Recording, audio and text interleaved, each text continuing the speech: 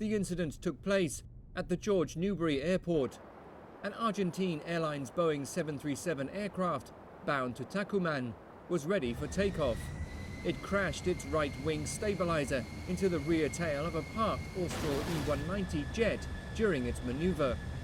The pilot reported to the control tower that the incident was caused by the absence of a flagman who should have been assisting the maneuver.